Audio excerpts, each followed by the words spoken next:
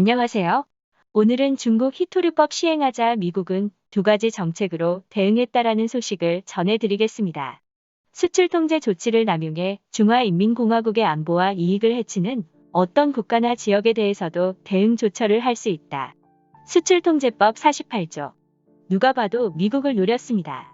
화웨이와 틱톡 등 중국 기업을 제재하니 우리도 보복 조치하겠다. 구체적으로 국가안전 개발이익 침해, 대량 파괴 무기 및 운반 수단 설계 개발 생산 사용, 테러 목적 사용 가능성 등의 수출 허가제가 도입됩니다. 원자재와 완제품, 서비스, 기술 모두 해당됩니다. 군사용이든 민간용이든 상관없습니다. 허가 없이 수출하면 기업은 경영 금액의 5배에서 10배를 벌금으로 내거나 업무 정지를 당합니다. 중국 정부는 수출 통제 대상이 되는 물품이나 기술을 공개하지 않았습니다. 예상되는 물품은 하나입니다. IT 제품, 탱크나 미사일 등의 중국산 히토류를 쓰는 미국을 겨냥하고 있습니다. 중국은 미국이 화웨이의 반도체 공급선을 막은 것과 관련 히토류를 보복 카드로 삼을 수 있다는 것입니다. 미국이 중국에서 수입한 히토류로 반도체를 만들고는 화웨이 등 중국 기업의 반도체 수출을 막는 것은 말이 안 된다는 게 중국 측 주장입니다. 화웨이 반도체 제재 안 풀면 우리도 가만히 안 있겠다.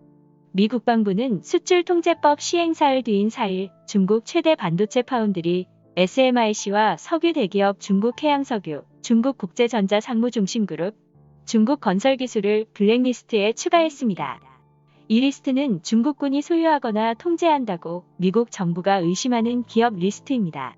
2021년 11월부터 미국 투자자는 이들 기업의 주식을 살 수 없게 됩니다. 중국 수출통제법에 아랑곳하지 않고 제재를 이어가겠다는 뜻입니다. 미 국무부는 같은 날 중국 공산당원 비자 제한 조치를 내놨습니다. 중국 공산당원이나 직계 가족이 받을 수 있는 미국 방문 비자의 유효기간을 10년에서 1개월로 단축했습니다. 방문 비자를 통해 입국할 수 있는 횟수도 1회로 제한했습니다. 약 9,200만 명인 중국 공산당원의 가족까지 포함하면 2억 7천만 명이 제한 조치의 영향권입니다. 국무부는 이번 결정은 중국 공산당의 해로운 영향으로부터 미국을 보호하기 위한 조치라고 밝혔습니다. 이 많은 인원을 미국이 모두 파악하기에는 어려움이 있습니다. 뉴욕타임스도 일반 공산당원은 인터뷰 등을 통해 걸러내기 어렵다고 보도했습니다. 하지만 당 간부는 다릅니다. 특히 많은 수의 중국 공산당 지도부는 유학 등으로 미국의 자녀와 가족을 보내놨습니다. 이번 조치로 중국 지도층의 아킬레스건을 건드릴 수 있는 셈입니다. 화춘잉 중국 외교부 대변인은 미국은 중국 공산당에 대한 혐오와 비정상적 사고를 거두라고 반발했습니다. 하지만 조 바이든 대통령 당선인도 아직 트럼프의 대중국 기조와 다르지 않습니다. 수출 제한법의 의도까지 언론에 공개해 미국의 으름장을 놓고 있는 중국입니다. 하지만 미국은 더 예리한 제재로 중국에 답했습니다. 오늘의 추천 영상은 친중 바이든이 시진핑에게서 등 돌린 그날 그 사건입니다. 감사합니다.